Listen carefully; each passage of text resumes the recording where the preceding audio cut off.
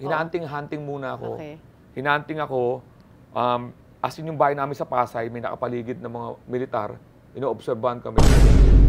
Sa Sangandaan, may hold up sa akin, may balisong. Ikaw ang bata-bata mo pa nang bababae ka na.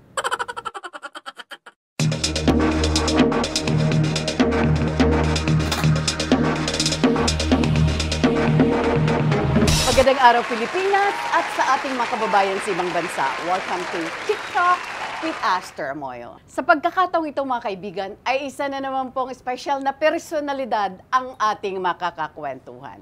He is a well-known stand-up act, comedian, director, DJ, producer, ano pa ba? Marami pang iba, marami tayong malalaman sa kanya mga kaibigan. And I am so happy and of course honored to have him for the very first time sa ating programa. Let's all welcome Alex Calleja! Maraming salamat po, Tita Aster. Seryoso? Natuwa ako nung narinig ko yung ini-introduce, parang di na ako eh. Wow, ganun ba yun? Parang kala ko iba na yung tatawagin eh. Unfortunately, he's not here, so let's call on Alex Calleja. Pero nagulat din ako na gano'n na yung maging sa pagkatapos ng bago ko ipakilala, gano'n yung dumadami. Pero hindi siya... Dadagdagan? Hindi siya by design eh. Ang kala ko talaga, at 37 years old, tutuloy-tuloy na ako sa magiging normal na buhay na hindi ako makapasok sa... Regular job. Regular job. Oo. Tanggap ko na yun na pasok ako sa IT, na may pamilya.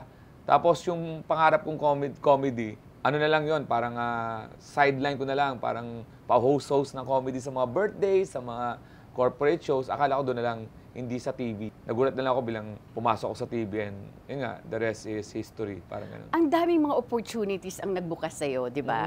Simulan muna natin. Kasi ang tinapos mo, communication, computer science. Computer science pala. Computer science. Kaya nasa IT world ka nga eh, di ba? Accenture po. So, of course, at that time, ang isip mo is magkaroon lang ng regular job na napasok ka naman sa IT. Talaga, business. Okay, di ba? So, yun lang. Sabi ko, kasi pag may pamilya, kailangan siguradong income eh. Monthly. Tapos pag sa office ka, meron kang mga perks. Ibig sabihin, may health card. Mga benefits. Mga benefits, di ba?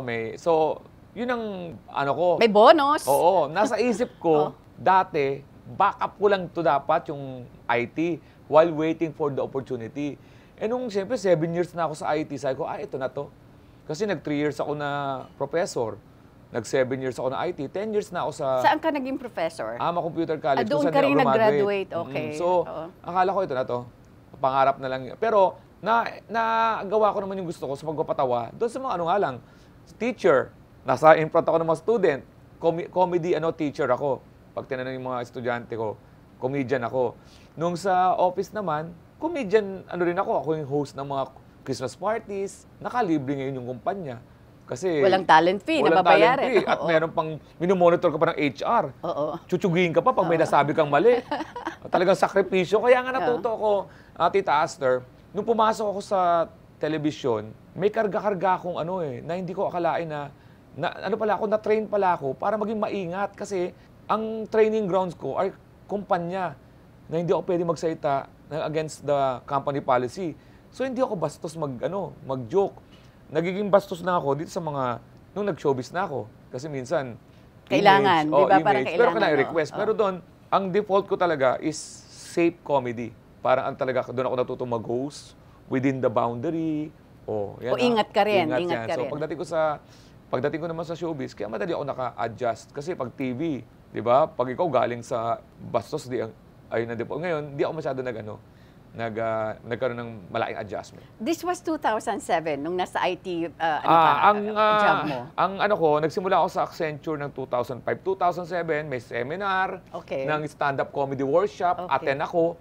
Pero ang kwento behind that, dahil sa kahiligan kong mag-stand-up comedy workshop, nakarinig ako sa radyo na 5,000 ang entrance sa workshop. Siyempre, hindi ko kaya yun. 5,000 ang panahon na yun, 2007. Kasi sa likuran ng Union Bank ako sa may Meralco Avenue. Sa likuran kong may 4 na radio station. Okay.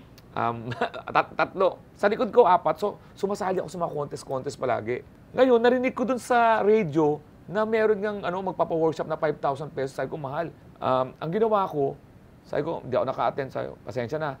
Pagtingin ko sa opisina ko, mayroong workshop, same na magpapa-workshop, pero libre yun, Libre perks po, eh. yes. 4 na Sabado. Kasi Si Tim company Tayag yun. yun. Siya ang sa amin, si Tim Tayag is a film comedian na siya yung nagpa-workshop. After 4 Saturdays, merong yung parang yung mag-perform ka for yung natutunan mo. Nagustuhan nila. So we formed the group na Comedy Cartel. Yun na nagpasimula para pero Tita Aster, pag buo namin, wala pang nakakaalam sa stand-up na parang Jokoy. Ang sikat noon, yung mga punchline, yung mga style nila, correct. nila Vice. So, Right. pag kami, ang ginagawa namin, hindi kayo pupunta sa mga bars na mga punchline sa Quezon City. Sa mga bars kami yung mga lounge, may mga music, tapos maikiusap kami doon sa may-ari na pwede kami mag-stand up. Walang bayad? Walang bayad. Okay. Muna, Parang training para lang. makilala. Oo. Ang ginagawa ng mga tao, atrasan, pupunta sa likod. Kasi akala, mag-o-cry. Paglalaroan mo sila. Hindi na lang magkukwento. Oo. Ang mga una namin mga audience, 3. Minsan naabutan namin doon, nagmi-meeting pa, kaya minsan istorbo pa kami. Aalis pa. So, mula 2008 to 2010, yun talaga yung birth pains ng stand-up. Yung walang nanonood sa amin. Siyempre, magkakaroon kami ng show, may entrance. Ang entrance, 200 pesos. Imbitahin namin mga kaibigan namin. Siyempre, kaibigan namin, pag inimbita namin next week, Hindi na babalik. uulit siya. Isa pa, isa pa. Siyempre, yung mga jokes namin, kukunti pa lang, paulit-ulit yung jokes. Pangatlo, wala na. Wala ng tao. Pang-apat, wala na tao. Makakalata na yung bar. Sasabihin, hindi na kayo pwede dito mag-perform. So, yun yung simula, nung ako. Pagkatapos nun, na-discover ako ng isang taga-ABS. Pero nakapag-perform na ako sa comedy bar ni Alan Kay at Eugene Domingo. Yung circus. Hindi, comedy bar talaga Comedy sa TV. bar. Sa Yun ang TV, first okay. ko. Alright. 3 beses pinabalik kasi binoboto pag gusto mabalikin. 3 beses ako nakabalik. Pero ang una kong show, doon sa ABS-CBN, Usapang Lalaki. Ang channel noon is Studio 23. Yes, the other channel ng ABS. 9:30 kami noon. So, yun, kasama ko si Kuya Jobert. Austria. Jobert Austria kami yon. Si Boom Labrusca, yung tatay ni Tony Labrusca. Yes. Saka si Aran Sese. Usapang Lalaki yun na naging writer din ako. Yun yung start na karir ko. Tapos naging writer ako ng Going Bulilit, which is ironic, Tita Aster, kasi adult show yung sa akin, Usapang Lalaki. Right. Tapos writer ako ng isang kiddie show. Oh, yeah. Ngayon, pinagsabay ko yung 2 karir na yon for 2 years doon sa Accenture, yung IT programmer. Paano mo nabalanse yun? I mean, it's a regular job, di ba, dati? Nagpapaalam ako ng 2010 doon sa boss namin sa Accenture. Sabi niya, Alex, work-life balance na image mo. Ikaw yung empleyado namin na pwede palang magkaroon ng career. So baka pilitin natin, ililipat kita sa isang mas magaan na lugar. Yung madaling trabaho. Para flexi yung tapos may work from home ka ng 2 araw. Kasi 2 araw, tapos 3 araw ka magtrabaho. Nahiya na ako kasi yung 2 araw yung 3 araw na tinatrabaho ko sa opisina, ina-absent ko pa. Kasi nga, siyempre may taping kami sa Usapang Lalaki. May Going Bulilit brainstorming. Nagigess-guess, siyempre, para mag-promote ka. Gines ako. Ito, isang story na talagang sabi ko, tama na tong kalokohan na to.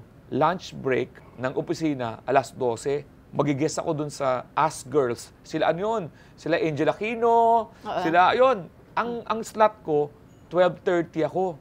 So, umalis ako sa Makati. Nagbibihis ako sa taxi. Wala pa ako sasakyan ng taxi. Pero wala pang mga Grab nun. Taxi. Para mag-t-shirt lang. Kasi naka-long sleeve ako na may necktie. Pagdating ko dito sa ABS, makeup, salang. Tapos, uwi. 2 oras ako. 2 o'clock ako bumalik. Tapos, diretso sa meeting. Naka-polo ulit ako. Tawag ko sa manager ko, direct. Pag meeting ko, direct. Tapos sabi ng direct, tama na, direct na naman. Sabi ng manager ko, taga ng kutis mo, naka-makeup ako. Sabi niya, galing po kasi ako sa guesting. So yun, nag-realize ko, imbis na masira yung sabi ko, na ako, after 2 years, napagsabay ko naman ng 2 years. Graceful exit, kumbaga. Nagpaalam talaga ako. Sabi ko, supportive naman sila. Yun yung start na. Pero bago ako umalis, minake sure ko na yung sweldo ko sa trabaho, triple. Wow. So talagang, dahil ang ginawa ko, tanggap ako ng mga project sa may teleserye akong inaatinan. May kasama ko sa teleserye na Little Champ, yung may kabayo. Tapos writer ako ng Going Bulilit, writer ako ng Showtime, head writer ako Umagang Kay Ganda, writer ako ng palabas ni Ryan Bang, Eskwela ni Ryan Bang. Tapos co-host din. Grabe ka. Co-host ako ni Iya Villania sa Gagyu. Tapos may radio ko, MOR, ang pangalan ko, Daddy Alex. Tapos may gabi pa may show ako. Grabe. Binawasan ko yung tulog ko.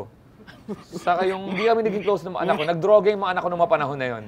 Pinabayaan ko muna. Sabi ko, may pera naman tayo. Sige lang, gawin mo lang yan.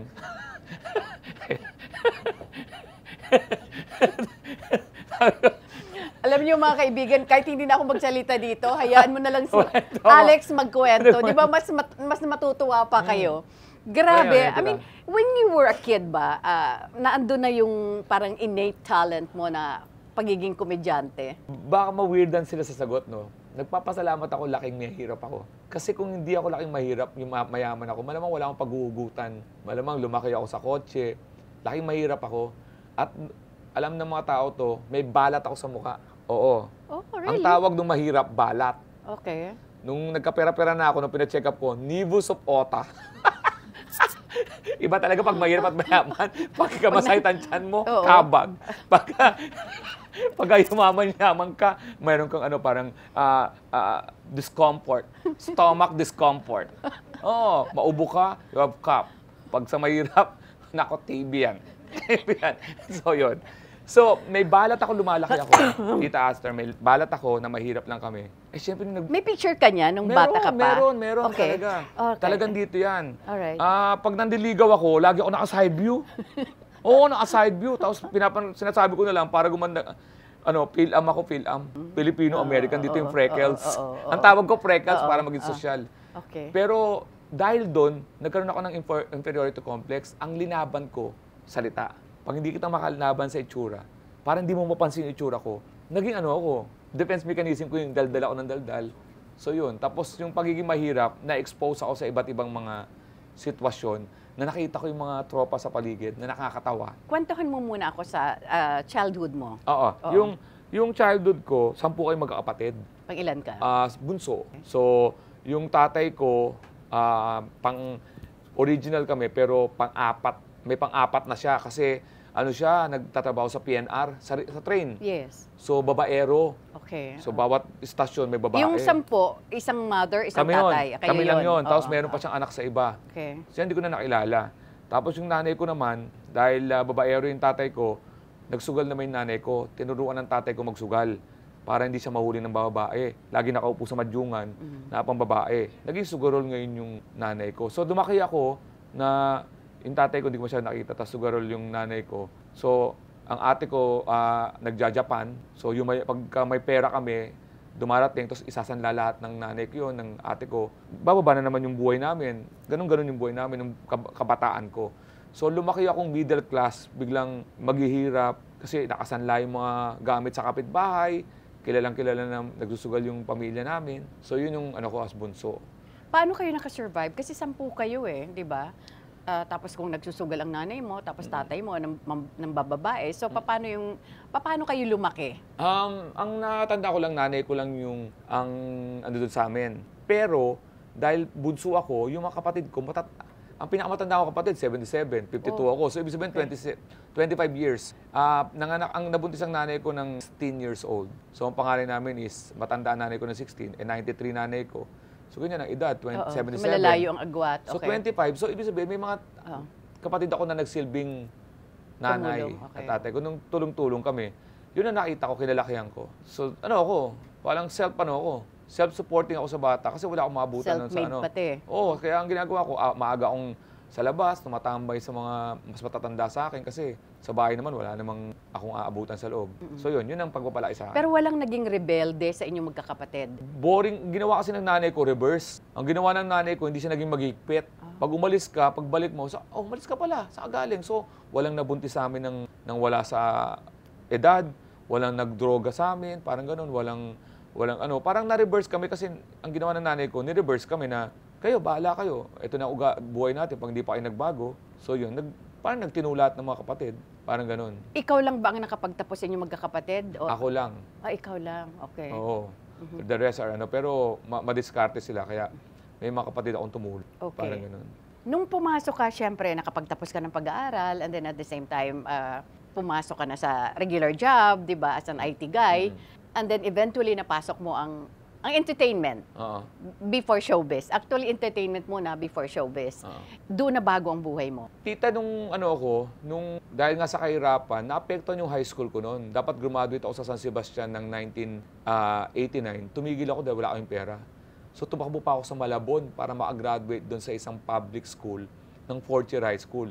Malaking apekto rin yun sa kabataan ko kasi doon naman sa Malabon, panibago na namang experience yun. So, Bakit sa Malabon? Malabon, doon yung kuya ko eh. Okay. Pinag-aaral ako, tumitira ako sa mga kuya ko, kaya may pinapakisamahan akong mga sister-in-law, Okay. mga ganun. So, ano yan, nakatulong yan sa development ko, yung paikisama and everything. Tapos nag-aaral ako doon, delayed ako ng 2 years. Pahinga ako ng 3 years kasi bumalik ako sa Makati. Dito naman yung ate ko, dito naman ako nagtrabaho ng mga odd jobs. Akala ko wala na akong, 1992, akala ko wala na akong pag-asang graduate ng college. So, 1992 yun. Sabi ko, wala na. High school graduate, trabaho na lang ako. Hanggang sa 1995, dahil sa nakilala ko yung mayaman yung napangasawa ko eh. Pero bago ko nakilala yun, kaklassmate siya nung pamangking ko, taga-Assumption. Oh. Siyempre, nagkagusto ako. Wala akong, nagtatrabaho ako sa fast food. Nung dumalo ako Naging crew ka? para akong sa Cars Junior. Dati may Cars Junior, naging crew. Tapos, naging waiter ako, naging DJ ako sa gabi. Nung nagtatrabaho ako, narinig ko yung nanay nung dumalaw ako, kung di yan graduate, mukhang addict yan. Sabi sa akin, mukhang addict daw ako. Mukha talaga, nakita ko nga mukhang addict kasi kimpi yung buko. Kasi payat pati. Payat pa, tapos umpak yung mata ko noon. Sabi ko sa nanay, bad trip kayo, hindi ako addict. Tapos walkout ako. Pero, ang ginawa ko, nag-enroll ako nun sa... Parang na ano ka? Oo, sabi. Parang nanliit ka at that pero time, sabi ko 2 years lang. 2-year course lang. AMA Computer Learning Center. Para lang may masabi akong, graduate ako, hindi naman siguro mag-iimbestiga yun. Yun, kaya ako nag-aral ng 2-year course. Yun lang akala ko. Nung nag-aaral ako ng 2-year course, siyempre, sinusundo ko yung babae, yung napangasawa ko. Pero siya may kotse. Hindi mo pa siya girlfriend at that time. Girlfriend na, pero girlfriend pag na. sinundo ko siya, ihatid niya rin ako siya may kotse. Susundin ko siya sa, natatrabaho na siya sa Metro Bank, tapos sinatid niya ako sa bahay, tapos uwi na siya. So, Baliktad. parang baliktad. So, 2-year course ang kinuha ko. Ang kwento totoong storya to. Itong barkada ko sabi, Alex, may opening dyan sa Citibank. May dyan, SGS. Pwede mag-apply pwede mag-apply. Kahit undergrad, oo. Pinagtripan pala ako. So pumunta ako ngayon, may dala akong resume. Pagtingin ko, ang daming tao. So ang ginawa ko, nakita ko, sumama ako sa grupo. Nag-exam ako, nag-test ako. Dalawa kami pumasa. Tapos mamaya sabi ng HR, nawawala po yung resume nyo. Yung napunta ko pala, second step. Okay. Yung unang step, papasa mo muna yung resume mo. Yes. Tapos uwi ka, tatawagan ka. Dapat graduate. Pumasa ako sa lahat. So, wala silang choice kasi kahit na 2-year course ako, tinanggap nila ako. Pagtanggap nila, so may trabaho na ako ngayon, opisina na sa SGS. Nakakarap na ako doon sa endoscope, pinakasal kami kasi nabuntis ko nga. Totoo yun, nabuntis ko. So bago ka ikinasal, nabuntis mo muna ang wife mo? Oo, pinahunting nga ako kasi general ang tatay. General ang tatay, tapos yun, general, tapos nakatira doon sa dating bahay ni Fabian Ber, basta mataas. May kaya at matatang hindi muna ako tinanggap. Hinahunting muna ako. Okay. Hinahunting ako. As in yung bahay namin sa Pasay, may nakapaligid ng mga militar. Ino-obserbahan kami. Yung nanay ko, laking kanto. Sinusugod niya yun. Sasabihin, ba't andito kayo? Gusto niyo pabarangay ko kayo? Inaawat na, hindi natin kaya ng barangay yan. Sundalo yan eh. So yun. So, nabuntis. Nung kinasal kami, nung graduate ako ng 2-year course. Pero, nung nag-uopisina ako, Tita Aster, ang dilema, napopromote ako. Hanggang sa pag-promote ko, mag-ahawak ako ng tao, doon nagkaroon ng conflict. Kasi dapat graduate ako ng 4 years para umawak ako ng tao. Pinag-aral ako ng kumpanya. Wow! So, ang nangyari... Ito ba yung Converge or iba pang company? Hindi pa to. Sa SGS pa to. SGS pa. Parang sa importation. Okay. Pinag-aral ako, yung manager ko, hinayaan niya ako umuwi ng alas 3 ng bayad kasi purchasing officer ako. Okay. Sabi niya, parang official business, pero yung 3 o'clock na yun, tumatakbo na ako sa AMA Makati Para magtapos ng computer science. Grabe pala ang ano. So naging 4-year course yun? Naging 4-year course. Tapos, nag-board ka ba? Wala. Hindi, So, nag yung kumpanya. So, nagpunta ako sa teaching. Yun ang kwento doon, Tita Aster. Ibig sabihin, pero kaya ako nagkaganon doon sa kumpanya na yun, kasi host din ako doon. I see. So, Kahit parang paano may special ano na may sa'yo? special sa akin. Treatment na, oo. Ako yung papatawa, ako yung pinapadala sa pag may Oo. bisitang mga expat. So may karga akong ganun. Okay. So yung comedy ko, mula noon, Nung siya pumasok talagang ka na, nung magkatrabaho ka na, lagi siyang ano doon, oo. in a way. Hindi lang pumasok. Tapos nung lumipat ako sa Arellano, bagong salta ako, mestizo. May balat nga lang, pero mestizo. Galing sa exclusive school na San Sebastian, lumipat ka sa Arellano, bugbugin ako noon. Alam mo ginawa ko, Aster? Ang ginawa ko, naisama ako sa mga siga doon. Tapos nagpapatawa ako. Ang ginagaya ko si Vic Soto, si Ernie Barong. Oo. Nangampan niya ako doon sa high school ng student council, comedy. Ako yung PRO ang position ko sa student council, pero ako ang campaign manager. Nakilala ako ngayon doon bilang komedyante, niligtas yung buhay ko doon. Kasi may Google Pin ka doon pag bagong salta kayo. Naligtasan ko yun. Doon ako nabuhay. Hanggang ito na nga, laging may comedy na nagliligtas sa buhay. Wow. Totoo yun. Napakaganda naman. May isang sangandaan, nakatira ako sa Malabon. Dahil komedyante na ako, hino-hold up ako ng alas 11, gaya ako sa Makati, humingi ako ng pera sa ate ko, bumalik ako sa kuya ko, may pera ako. Sa sangandaan, may hold up sa akin, may balisong, may sumigaw sa looban. Huwag mo hold upin yan, si Ernie Barong yan, nakakatawa yan. Inano ako, inano niya ako, parang inarbor niya ako dun sa hold upper. Yun yung natutunan ko sa comedy. Hanggang dun sa trabaho, sinave ako. Curious nga ako paano nagsimula yung pagpapatawa mo? Imbis na malungkot ako sa buhay, ang ginagawa ko, pag malungkot sa bahay, lalabas ako sa mga barkada. Imbis na linalabas ko yung kwento. Yung kwento ako ng kwento para ako yung bangka. Okay. Tinatago ko yung hurt ko. Ayoko masaya. Ayoko nang malungkot. Gusto ko masaya. Parang iba yung fasad mo. Oo. Para pag sa labas, masaya. Right. So yun. So yun ang ginawa ko. Kaya ako naging komedyante. Gusto ko walang malungkot sa barkada para hindi ko makalimutan ko yung lungkot sa... Pero ang nakakatuwa lang, like what you said, I mean, considering na hindi naman kayo yung... Hindi nga middle class, di ba, na family. Ano ang nabago sa pamilya mo nang unti-unti ka nang umaangat at nakikilala? Yung doon pa lang sa nakakuha ko ng trabaho sa Accenture, nag-share na ako Ako na umako ng mga responsibilidad Nung nagkaroon ako pangasawa, luckily, na pangasawa ko may kaya. So nakatira ako sa in-laws ko ng 8 years. So walang pressure sa akin.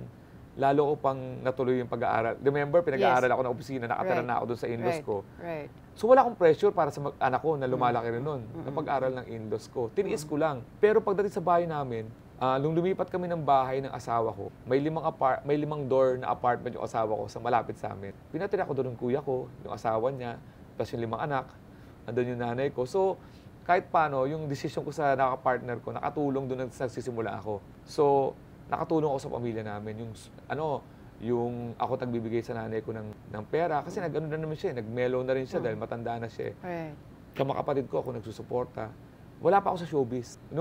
Basta nung nakapasok ako nakapagtrabaho ako, ang goal ko kagad, makapag-share sa pamilya dahil alam ko yung pinagdadaanan na nasa namin. So, siguro dahil sa naging role ko na yun, binigyan ako ng... At saka pinakita mo talaga na desidido ka na baguhin mo yung buhay mo. Oo. Desidido talaga ako nun kasi ang mga pinsa namin, pagka nag-get together, mayayaman yung mga pinsang kalye. Kami yung payak yung mga damit, tapos nahihiya kami.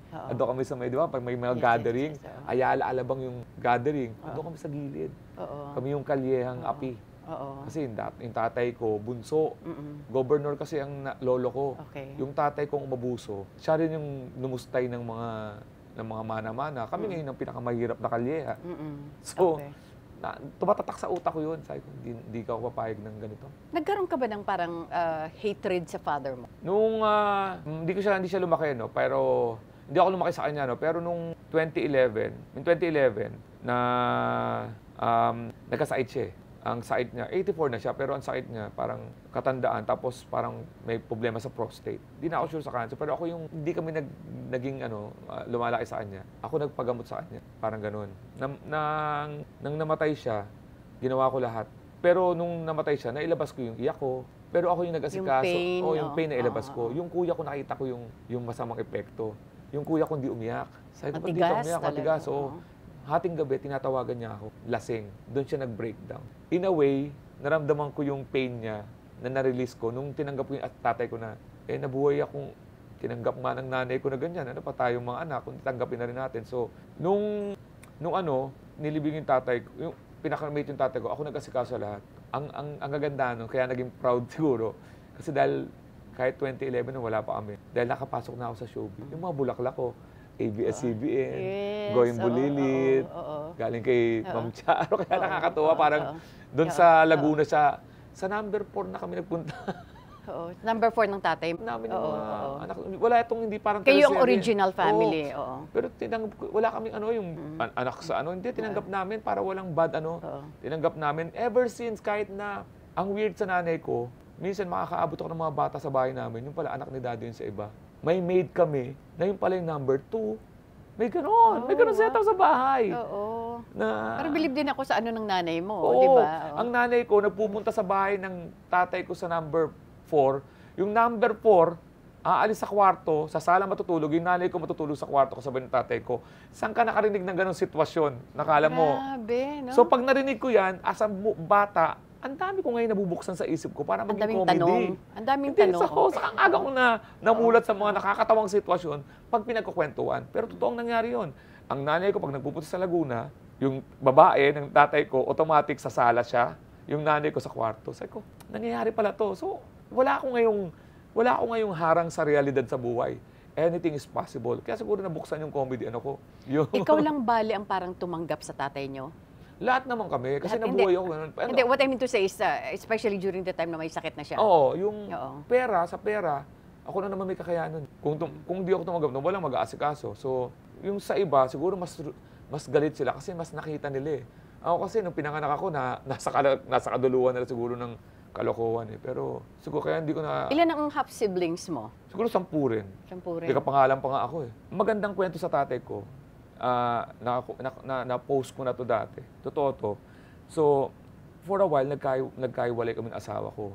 May isang reason lang, parang umiwalay ako. So, kailangan ko ngayon, dahil umiwalay ako, kailangan ko ngayon idalhin lahat ng...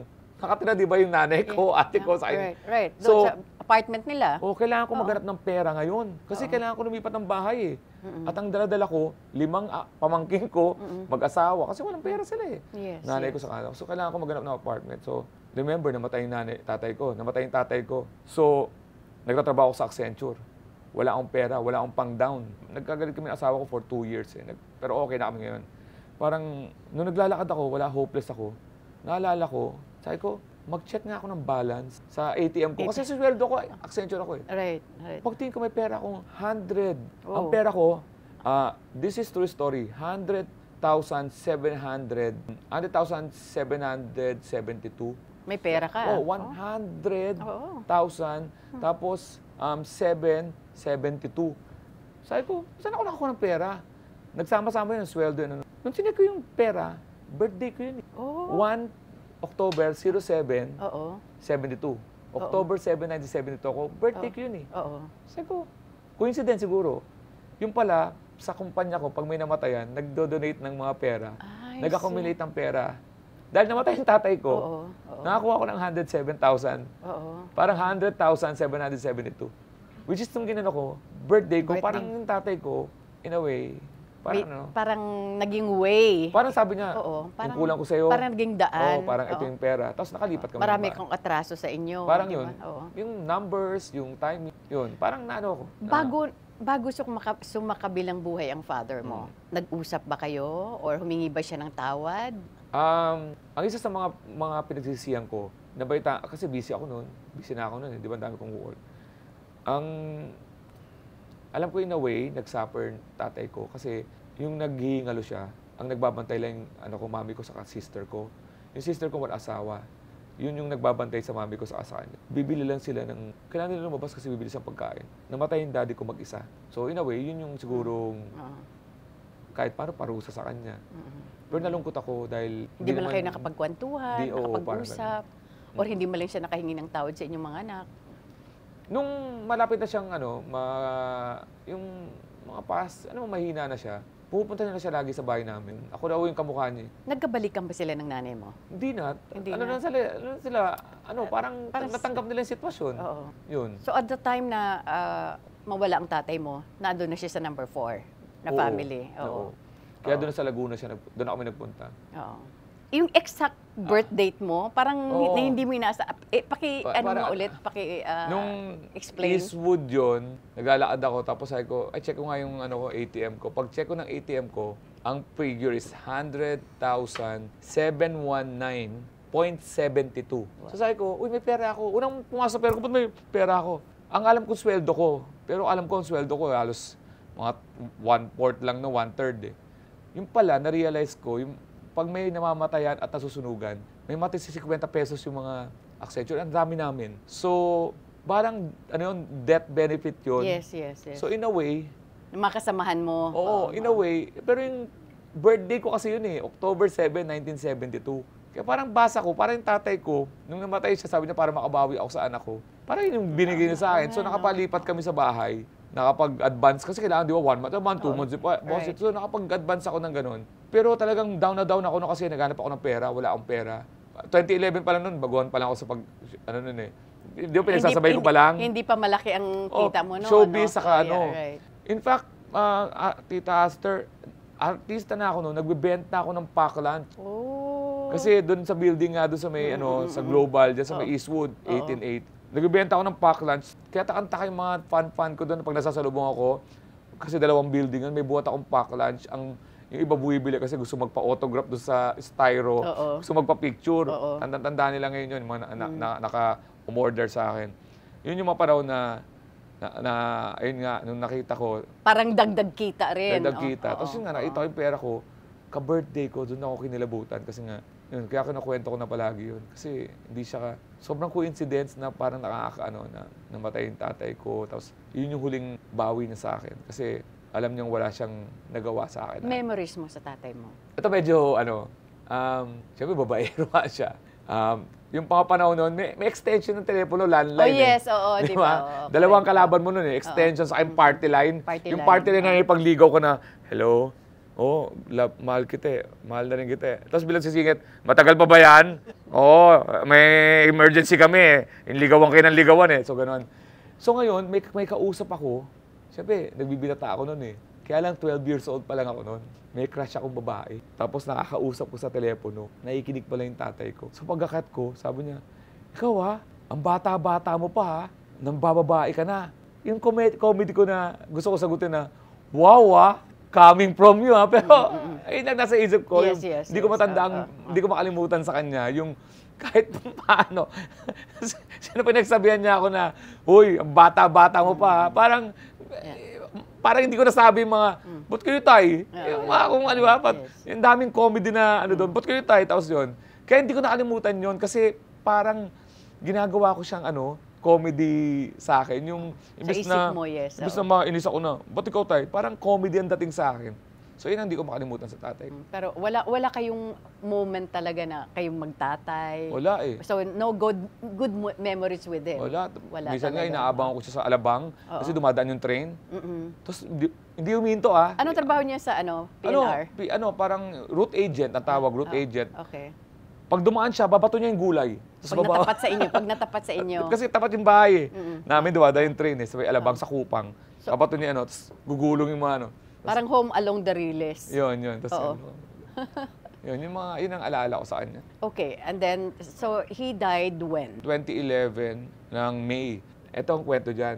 Writer ako ng Going Bulilit. Father's Day episode. So nagsusuot, ang Going Bulilit, pagpapasahin ka dala lang 5 gags, 3 sketch, all about Father's Day. Namatay siya May 31. Malapit na mag-Father's Day ng June. Oo. Advance episode ang Yes. So, nung araw na namatay siya, may meeting kami sa Going Bulilit para sa Father's Day. Episode. And sa gabi, may stand-up comedy show ako. So, I dedicated the stand-up. Ayun yung nag-stand-up ako na para sa tatay ko. Naalala ko yung tatay ko, yung nanay ko, sasalubungin ako sa gabi, sasabihin, saan galing? Pag sumagot ako, sa kaibigan ko lang, sasabihin ng nanay ko, sumasagot ka pa. Tapos, ano ginawa sa kaibigan mo? Ba't di ka makasagot? Nagda-drugs ka! Tapos sabi niya, tapos sabi, walang atras ako, siyempre nasasaktan na ako Sabi ng nanay ko, saan ka pumunta? Bumalik ka dito. Tapos pabalik ako, babalik ka, lalabang ka. Umakit ako sa taas, tapos darating yung tatay. Wala kaming taas, pero umakit ako Tapos dumating yung tatay ko, sabi ng tatay ko, hoy, ginabi ka raw na uwi, you're grounded. Eh, di ba sa mayaman, you're grounded, di ma-agimik. Sa mahirap, iba yun. You're grounded, 110 o 220. Ang joke ko lahat ng para sa tatay ko lahat yun. Dinedicate sa kanya. Ano, oy, Alex, mga sample ng mga... So, walang pagkakataon na napanood ka ng tatay mo? Wala eh. Wala. Matay siyang 2011. Tapos, your mother, buhay pa yung mother mo? Oo, 94. Wow. You're so lucky. Oo. Mas lucky ang nanay ko kasi dinadahilan niya nung mga 30 years, mga 56 siya, pag nagsusugal siya. Hayaan niyo na ako magsugal, maikli na lang buhay ko eh. Patay na lahat ng doktor niya. 40 years ago yun. Buhay pa rin siya. So, pag ginagamit nyo ngayon yan, tama na. 94 ka na. Yung mga doktor mo nag-check up sa'yo, patay na. Anong maikli na lang ang buhay? Baka mauna pa kami sa'yo. Nagsusugal pa rin ngayon. Ano siya kaya? Very sharp. Very sharp ang mga... Kung gusto niyo maging sharp ang utak niyo, magmadyong kayo. Pwede naman yung madyong, wag lang kasino. Ngayon nagkakasino siya. Hindi na rin niya kaya magpatalo ng kaya nag-mellow na rin siya. Pero 94. Wow. Naglalakad pa nga nagko-commute pa nga eh. Grabe. Oo. Balikan naman natin kanina, nabitin ako dun sa kwento mo na nagkahiwalay kayo ng wife mo for 2 years. So, paano kayo nagkabalikan? Siyempre, lumipat kami ng bahay. Malapit lang yung nilipatan ko eh. Kasi siyempre, gusto pa rin makita yung mga anak ko. Ang anak ko nung way back, mga bata pa sila nun eh. Ilan sila? dalawang anak ko lalaki. 10 years ang gap. So, parang, 17 sa 7. So, siyempre, dumadalaw-dalaw ako. Namin, ang hiwalay namin because of, misunderstanding sa mga... Maliliit na bagay. Maliliit na bagay. Pero, tapos, siyempre, mas mayaman sila. Tapos ako, nagsisimula pala ako ng mga pride. Naikialam yung mga in-laws, mga ganun topic. So, nawala yung decision making ko. Pero bandang uli, nung hindi ko matiis, bumalik na yun ako sa bahay. Parang, isang umaga tara. Pero umabot kayo ng 2 years na hiwalay. Oo, 2 years na hiwalay. Pero malapit lang yung bahay. Oo. Tapos yun yung, mula noon, 2015, tuloy-tuloy na yun, wala na kaming problema. So parang 2013 kayo nagkahiwalay? Oo. You reconciled in 2015? Hindi, mga 2011, di ba hiwalay na ako ng 2011? Mga 2014 ako bumalik ng bahay. Ay, ikaw ang bumalik. Ikaw ang nag-reach out. Oo. Ikaw ang nakipag-balikan. Hindi, kasi pagka pupunta ako sa bahay, yung tingin niya sa akin, parang naglalaway siya, di pinagbigyan ko na rin. Pagka naka-shorts ako pag nagpupunta eh. Tapos ginaganon ko yung... Hindi, pag pupunta ako. Siyempre, gusto ko rin, naalala ko yung sitwasyon ng tatay at nanay ko. Kanina, naikwento mo rin na yung in-laws mo were not really in favor of you. Diba? Nung simula, talagang ayaw sa akin. Siyempre, may mga kapatid niya, may mga babae, matitino yung mga napangasawa. Siyempre, doon ako nakatira. Pag siyempre, kwentuhan. May isang sa Saudi, may isang nasa political world. Ako yung ako yung nagtatrabaho sa Carlos Jr. So, ayaw mula sa akin. Pero, nakita naman nila yung pagsisikap ko. Father-in-law ko is general, two stars na rear admiral. Namatay siya 2008. 2008.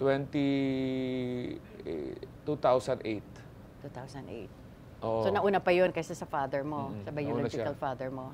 Okay. O yun. So, pero nung mga bandang yun, nakikita niya na yung mother-in-law ko, namatay siya last year lang. Oh. Pero, nakita niya yung mother-in-law ko talagang ayaw sa akin. Pero paano kayo... Pero ako pinakapaborito niya nung namatay siya. Talaga? So paano mo na-win ang mother-in-law mo? Nakita niya yung pagkasenso ko eh. Nakita pa niya. Nanonood siya ng concert ko, nanonood siya sa TV, tapos pag dabadalo ako doon, iba na yung yakap niya sa akin. Itong suot kong kwintas ngayon, regalo niya. Ay, talaga? Oo. So, in other words, na in progress ang bale, bago ka nagustuhan ng mother-in-law mo? Tapos, nung bandang uli, nung medyo mahina na siya, yung kotse ko na yung ginagamit niya, pinapasundo ko siya. Sabi niya, ang ganda na ng kotse. Tapos, pinakwento sa akin ng wife ko, nagsasabi siya, uy, ganda na ng buhay niyon. So, in a way, namatay siyang alam niyang... Okay na ang buhay niyo. Tapos ako rin isa rin ako sa mga tumulong doon para mapaayos yung... Isa ako sa mga yung talagang busy ako doon sa pag-asikaso sa burol niya. Yung wife mo, and of course your two sons, so paano nila tinatanggap yung trabaho mo? Kasi syempre iba eh. Oo, di ba? Yung topic ko sa stand-up is my family, my wife, tanggap niya yun dahil sabi ko, ito nagpapakain sa atin. Pero sa stand-up ko, siya yung ano eh, siya yung lagi kong topic eh. Oo, alam yung mga topic ko sa asawa ko, mga anak ko, topic ko rin. So, naiintindihan nila yung buhay ng stand-up. Yung sa showbiz, yun yung pag nasa sitcom, yan yung matagal yung o matagal yung mga trabaho. So, yan ang medyo doon sila nagtatanong minsan, ba't busy-busy? Kasi hindi yan regular, pero happy ako eh, yun ang sinasabi ko. Pero mas malaking kita eh. Yun na lang napag-aral ko ngayon yung anak ko sa Lasal. Kahit remember, Computer College ako, Lasal yung anak ko, yung bunso ko, Colegio de San Agustin. Wow. Yun, tapos maganda yung buhay namin. Pero Tita Aster, talagang umano yung career ko na nagsimula ng mga 2019, going to the pandemic. Kasi 2019 napasugal din ako. So may buhay din ako na because of what happened dun sa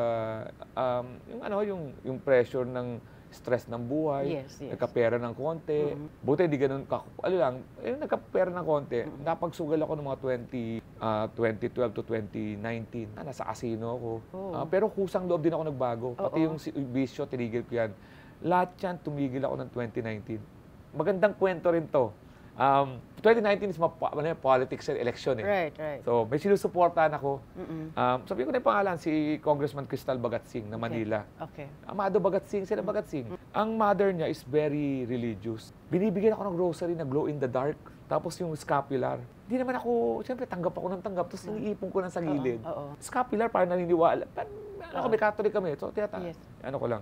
Tinatabi mo lang. Di ba nagkakasino ako, nagyoyosi ako, busy ako sa pagdidirect, sa stand-up, 4:30, nasa umagang kay ganda ako.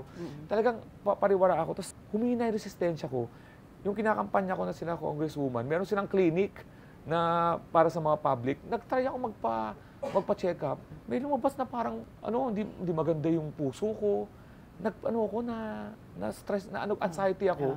Bumalik meron akong clinical depression way back 2003. Tapos bumalik yun. So natakot ako, hindi ako nakakatulog kasi nag-worry ako sa health ko. Doon ako nag-stop sa pag-yosi, pero hindi ako nakakatulog. Ginawa ko na lahat ng mga gagawin, yung meditation, yung pampatulog, wala. Gabi, habang hindi ako makatulog, nakita ko yung rosary, yung glow in the dark, kinuha ko. Tapos hindi ako marunong mag-rosary, dinadasal ko lang. Nakatulog ako. So ang ginawa ko, in-incorporate ko siya sa gabi ko. Hindi ko sinasabi to na, rosaries, wala. Ang ginawa ko lang, yung pag-ulit-ulit. Pero pagkatapos kong gawin yun, gumaling ako, Gumaling yung, wala naman yung parang yung puso naka-recover ako dahil nag-exercise ako, 2019 to Nagkaroon ako ng viral na video, yung viral na post, Port Everest, viral na video, stand-up ko, nag-viral. So going to 2020 na magko-COVID, change lifestyle ako. Walang sugal, healthy, nag-exercise ako. So strong yung health ko 2020. Wala akong alam kung bakit. Pinarenovate ko yung bahay ko na wala akong pera kasi galing ako sa sugal. Bilang nagsara yung pandemic, sabi ng asawa ko, bago ko pinarenovate yun, nagpagawa akong second floor. Ba't ka papagawa second floor? Ba't pinapayos mo itong nagpalagay ka ng swimming pool dito? Ba't nagpalagay ka ng half court? Ba't nagpalagay ka ng gym? Second, nagpadagdag ako ng wifi. Ba't ka nagpadagdag ng wifi? Wala tayong pera.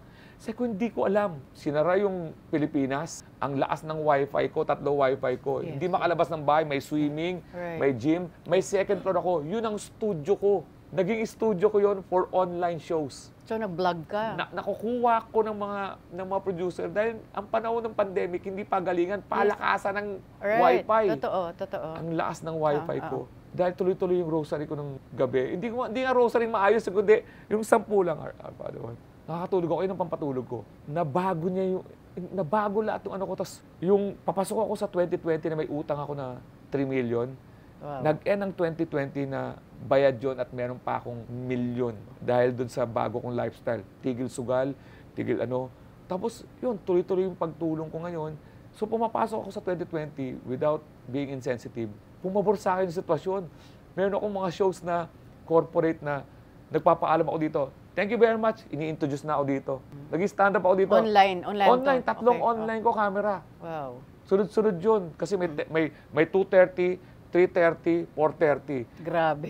Tapos nagkaroon ako ng mga sa Net25, nagkaroon ako ng show na line produce ko bigla. Yes. Tapos nagkaroon ako ng Tawa-Tawa Together. Nag-ano siya, gumanda yung 2020 ko, 2021. Hindi na ako bumalik sa yun ang Dati mong bisyo. wala bisyo. Tapos lagi ko nakwento yun. It started when, pero hindi ako hindi ako grocery. Ano pa rin ako, pero naniniwala ako yung ano na yun. So naging ako, mapagdasal ako na hindi sa simba-simba, kundi tumatawag na ako sa kanya sa gabi. Yun lang ang na-incorporate ko sa buhay ko. Tapos everything went, parang ang sarap dumaan yung buhay. Isa sa Parang example, kinalabit ka eh. hanggang sa kahapon, alam ko, hindi naman alam yung date na to. Meron akong isang special, alam naman natin, magkakaroon ako ng Netflix special. I was asked, wala naman akong sapat na pera para magpa-press con, whatever. Umaten ako ng birthday party ni Boss Orly, nakilala ko kayo. Ngayon, nandito ako. Lahat ng mga pinipili ko mga aksyon, it goes to Nag-o-open. I met someone, and then ang daming nangyari Nag-o-open ng door. Ang daming nangyari ng 2019 up to present na I don't know what I did right. Kaya ngayon I'm giving it forward.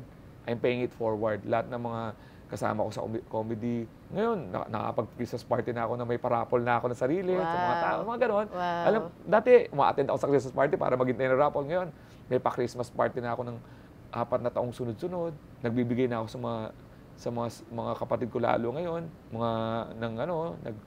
nagtumutulong na ako. So, yun yung na yun. Ang sarap ng pakiramdam pati. Ang sarap talaga ng pakiramdam. Tapos, basta 2019 was my turning point. Kasi kung may bisyo pa ako nung pumasok in 2020, malamang ako unang natsugi sa COVID because of my yosi, my bisyo, and my body. Pero grabe, at sika ikaw din ang huminto. Kumbaga, walang nagpahinto sa'yo, not even your wife, di ba? Hindi ka niya napigilan. Hindi talaga. Oo. Kasi ang yosi kasi sa showbiz. Yes. Ano yan pag nag-uusap kami nila sa right. showtime, kailangan may yosi ka. Minsan ang yosi pang social, social smoking Hindi, na outlet mo may rin kausap kang director o kaya iinom kayo dahil kailangan mo makipag-gather. Nawala yun sa sistema ko. I do social drinking now, pero yosi zero. Sa dami mo nang ginagawa, mo, nagsusulat ka, of course, ikaw na rin gumagawa ng script mo, di ba? Nagdidirect ka, di ba? Umaarte ka. Saan ka mas at home? Stand-up talaga ang ko. Stand-up talaga. Stand-up comedy talaga. Ayun talaga ang ko. Diyan tayo may laban. The rest are byproducts. Lahat yan, kaya ako nagsulat dahil sa stand-up. Kasi ako nagsusulat ng joke. Kumbaga lahat may related. Oo. Ang stand-up kasi, ang totoo niyan, dapat original jokes mo. Yes. So natuto ako magsulat. Okay. Natuto ako maging writer. Ang stand-up kasi is pag-visualize. So natuto ako mag-direct. Ngayon, ang stand-up kasi is pagsasalita. So naging podcaster pa ako nitong nagsimula ng pandemic, naging Spotify exclusive pa yung podcast ko. Ngayon, nag-YouTube ako dahil yung YouTube ko, hindi siya, gagawa akong YouTube. Hindi, kundi kung ano yung stand-up ko, pinaparecord ko, tapos kinakat ko. Ikaw lang nag-edit? Oo, hindi siya talaga kailangan ko kuhanan. Kundi kung ano yung papakuhanan ko lang yung stand-up ko, and then papalagay ko sa YouTube. So yun yung nangyari, kaya marami akong ginagawa. Pero stand-up talaga lagi. Doon ako bumabalik, yun ang bahay ko. The rest are all... May mga stand-up acts na offensive ang dating sa crowd or sa audience. In your part ba, wala kang na-offend sa audience mo? Ever since Aster, thankful ako dahil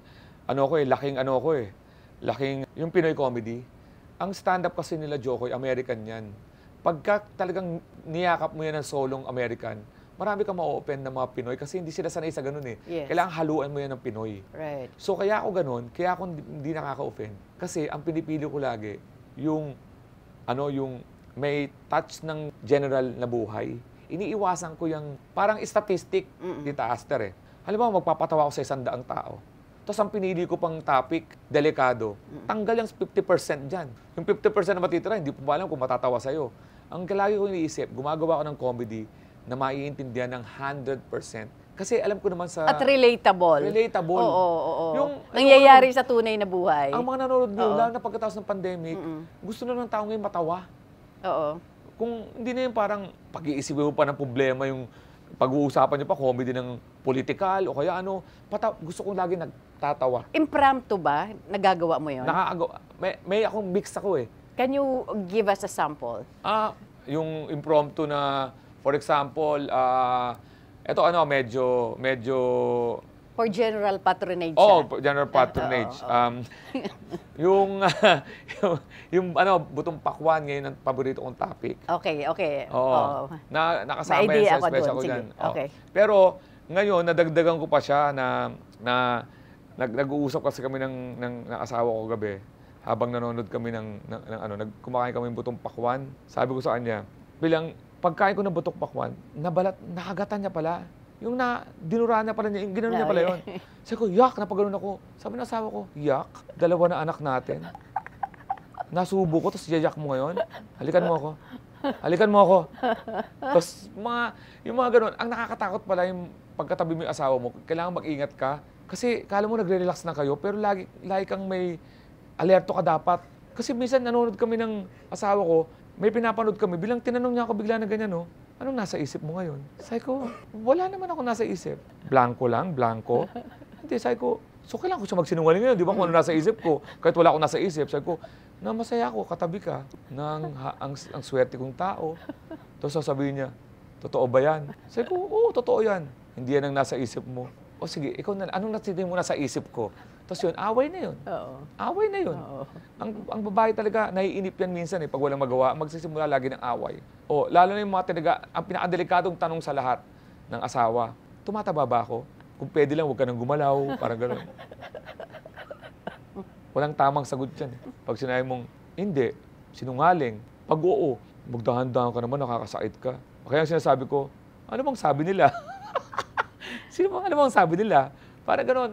So, yun yung mga pumapasok sa Yung utak. wife mo ba, nasanay na parating siya ang nagiging parang subject matter mo sa mga mo? Siya nga nagko-contribute minsan eh.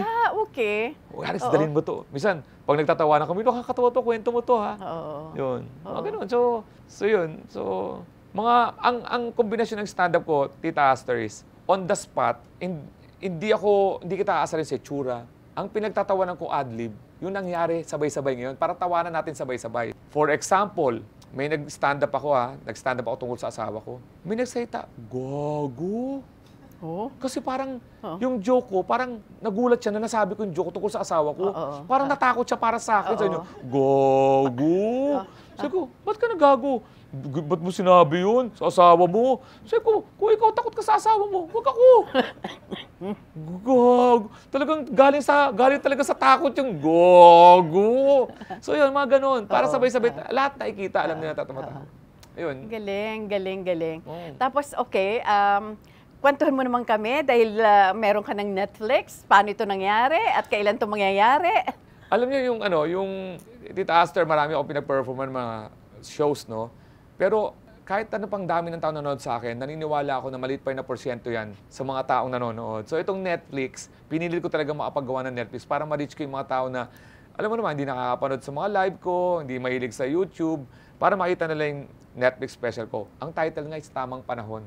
Oh. Dahil ang maraming ibig sabihin sa buhay ko na ito na siguro yung tamang panahon. Naniniwala ako na lagi may tamang panahon, na may right timing, at naniniwala ako na yung talaga matutuloy siya pag may tamang panahon.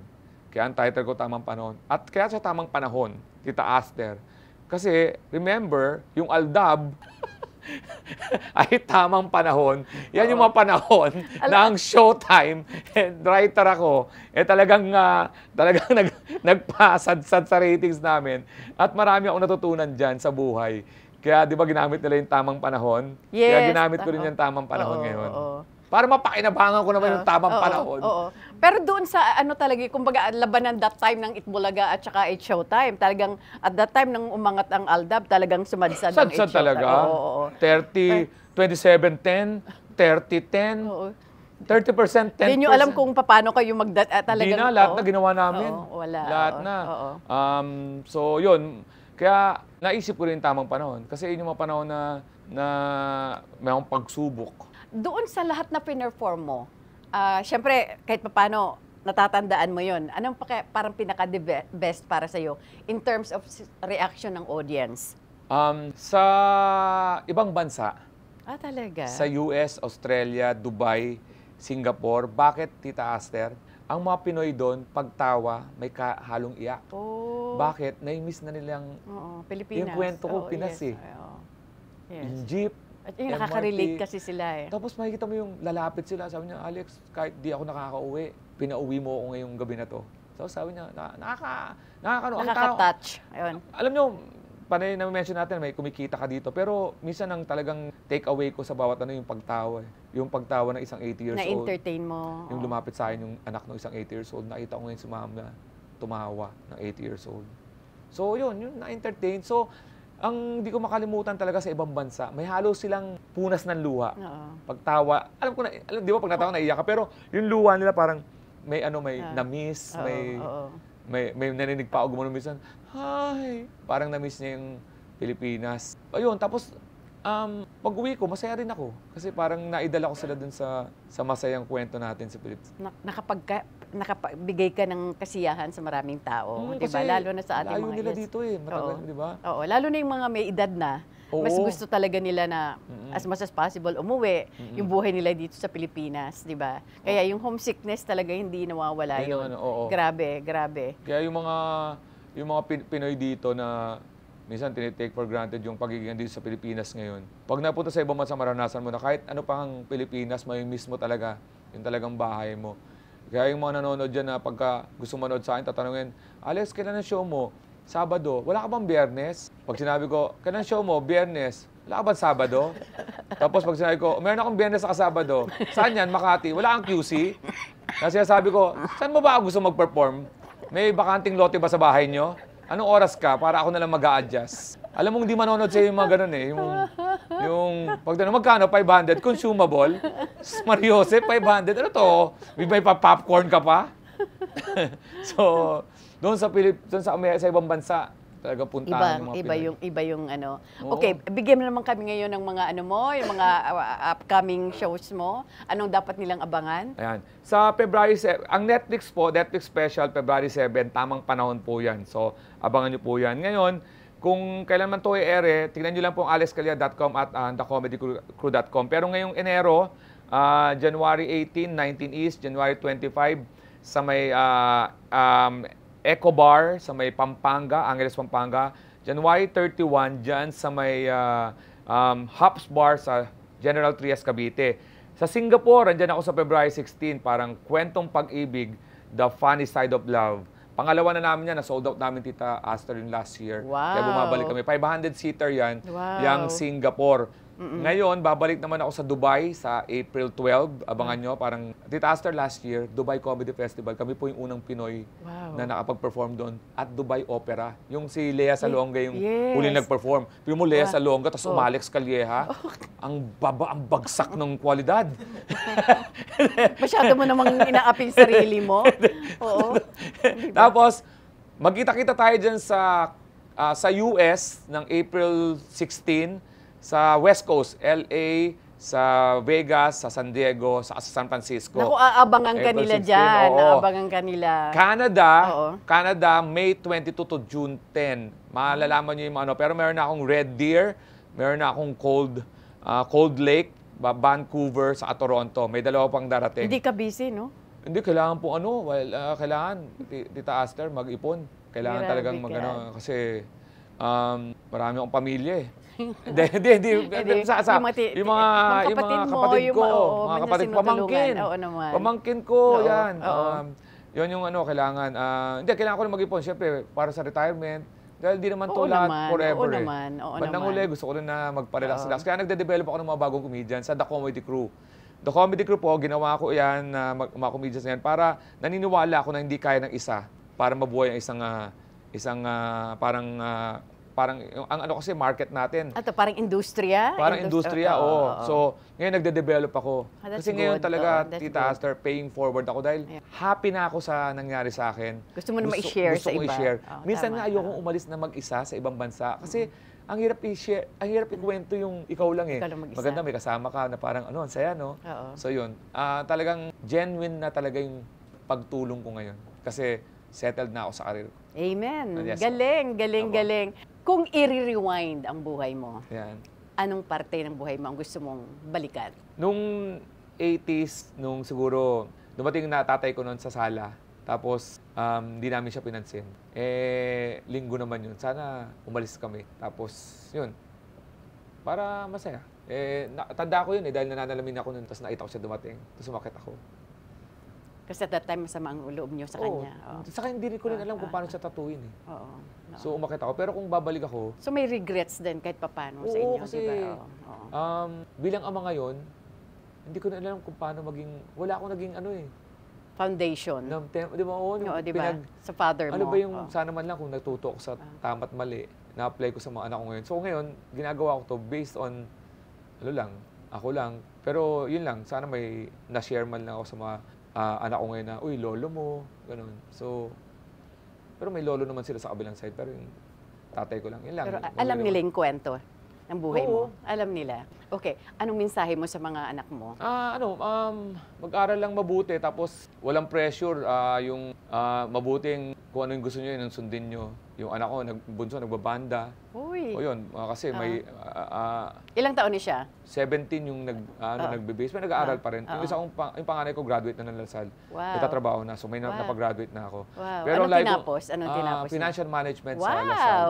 Wow. So yun ang payo sa kanila. Maganda ang buhay, enjoy lang ang buhay. Tapos andito lang naman ako habang andito ako. Relax lang. Gusto ko muna, walang pressure. Mag-aral lang, magtrabaho, tapos pag nagkaroon kayo ng responsibilidad, sa kanyo ngayon panindigan yan. At syempre pa sa mahal mong asawa. Lovely wife mo? Sa wife ko na si Dana, sa tingin ko, tinadahan na rin talaga kami kasi nung nagsisimula, ngayon, napapainabahan na namin yung pinaghirapan namin, pero sa simula, hindi ko mararating to kung halimbawa iba yung sitwasyon niya. Hindi ako siguro nakapag-aral ng nakapagtapos kasi kailangan ko na maging magtrabaho kagad. Pero dahil sa suporta niya, inintindi niya ako nung nagsisimula. Ngayon, sabay-sabay kami ngayon na nakikinabang din sa nangyari. Nakakapagbakasyon na kami every year. Abroad, diba? As a family. As a family na walang nervyos. Nabibili nyo na yung kahit paano yung... Nabubuksan na namin yung Meralco bill na walang kaba. Hindi na namin kailangan magtago sa mga nangungulekta. Yun. So, okay na, sinusulatan na kami ng bangko dahil hindi naniningil, kundi para ipaalala na, uy, matagal na kayo hindi nag-withdraw. Wow! Wow! Charot lang. Hindi. Yun, pero ngayon, nakakapagbakasyon na kami, tapos maganda yung buhay. Masaya yung buhay. Pero other than that, ang mahalaga pa rin, magkakasama kami. Pero alam mo, hindi mo lang alam, ang daming na-inspire sa kwento mo. Ang daming leksyon ang natutunan. Ang dami nilang nahugot sa kwento mo. Sa yung totoong buhay mo talaga. Ang ganda. Gusto ko i-share kasi kahit paano sana may may mapulot na. Oo naman, marami. Na kung sino man, alam ba, nandoon kayo sa point ng buhay ko nung bata ako, nakala nyo wala nang pag-asa. Remember, 1992, akala ko high school graduate lang ako. Hindi ka na Tapos, pagkatapos nun, 10 years later, master's graduate ako. Wow. Yun, doon ako diba? Ano lang yun tapos may point na hindi ako graduate ng college. After 4 years, bilang graduate na ako akala ko may mga, take it, one at a time yung challenge. Huwag kayong ma-overwhelm. Lumuluwag siya. Yung buhol, akala mo minsan ang hirap. Isa-isahin mo lang. Hanggang makita mo, wala ng buhol. Huwag magmadali. Sobrang saka walang tamang edad na huli na, hindi. 37 ako nakapasok sa showbiz. Nang wala akong backer, hindi ako pamilyang artista. 37 ako. So, bali 15 years pa lang ako sa showbiz. Pero, baka sabihin, 37 na, huli na, hindi. So, walang edad, walang limit. Laging may tamang panahon. May tamang panahon. Yan. And of course, your message to everyone. Yun, ang gusto ko lang sana mangyari sa comedy, sa lahat, lagi may nakakatawa sa paligid at tanggalin natin yung negative sa buhay. Katulad ngayon sa interview na to, pulutin nyo lang yung mga aral na maganda. Kung may mga nasabing medyo hindi asang-ayon sa inyo, kunin nyo lang yung mga gusto nyong kunin at yung matututunan. Ganoon naman ang gagawin sa paligid eh. Maraming masama sa paligid, ignore nyo, kunin nyo yung mabuti. Maraming malungkot, kunin nyo yung masaya. Yun lang ang mangyayari sa buhay nyo para hindi talaga kayo masira ang ulo sa mundong ito. Kasi maraming nakakatawa sa paligid. Bago tayo magpaalam at bago kita pasalamatan, sino si Alex Calleja na hindi namin alam? Ako, pag nakaharap ako sa salamin, ako yung taong gusto ko lang ng masaya, gusto ko ng ang paligid ay positibo. Gusto ko sa gabi, pag tulog ko, wala akong nasagasaan, lahat napasaya ko. Ang gusto ko talaga mabuti lang ang intensyon ko sa lahat. At ako yung taong apektado pag merong isang taong malungkot o nasasaktan na hindi sinasadya. Kaya ganun ako. Ako yung taong laging may concern. Ayun ako. Gusto ko pag... May malasakit sa kapwa. Gusto ko pag nasa paligid, masaya lang tayo. Pag uwi ko, gusto ko umuwi kayo na, uy, masaya si Alex, masaya siya kasama. Maraming salamat, anak. Thank you so Salamat much. po, Tita And it was Aster. really a pleasure meeting you. Nako. May ang daming naming natutunan sa iyo. Ang dami naming nahugot na magagandang leksyon. Maraming Saka po, habol ko lang, ang pagtanda, wag niyong katakutan. Ang pagtanda, abang tumatanda kayo, lalo niyo na-realize na may mga bagay palang hindi importante. May mga bagay pala na pinag-isipan mo, yung pala, hindi naman pala importante pag tumatanda ka na. May mga bagay na, pinag-isipan mo na matagal, yung pala, dapat pala nag-relax ka lang. Pag tumatanda ka, ma-realize mo na maraming bagay sa mundo ang mas dapat bigyan ng atensyon. Totoo yun. Totoo yun. Maraming salamat to Pandan Asian Cafe. Thank you so much to Alvin, Dennis, Roland, Chef Tatung, and of course, Carla and Ems. Maraming salamat. Nutritech, thank you so much, Josh De La Luna, Everbelena, Hello Glow, Beauty Derm, Eris Beauty Care, Aficionado by Joel Cruz, Doc Rob's Wellness Supplements. Thank you so much to RNA Events Specialist by Richie Ann, Asia Slashes, Sugar White by Sugar Mercado, Nesta Celia Salon for my hair and makeup, Gandang Rick Reyes, Most View from Japan, Memoy.ph, Silpal Joy Furnitures. Maraming salamat Charles Solano of Solano Hotel, Colorete Clothing by Bebot Santos, Dr. M. Sevilla of Vine Aesthetics, Shinagawa LASIK and Aesthetics Center, Shinagawa Diagnostic and Preventive Care Center. Maraming salamat to Hotbox and of course Romeo Helven, Studio Manila, Tokyo Grill, Tomas Morato, Mesa, Tomas Morato, The Red Meat Shawarma. Maraming salamat, Chef John. And with that, mga kaibigan, maraming salamat po sa inyong patuloy na pagsubaybay sa TikTok with Aster Amoyo. Huwag niyo pong kakaligtaan mag-subscribe, like, share, and hit the bell icon of TikTok with Aster Amoyo every Friday, 12 noon. Hanggang sa muli, mga kaibigan, dito lamang po sa TikTok with Aster Amoyo. Bye for now, and God bless us all.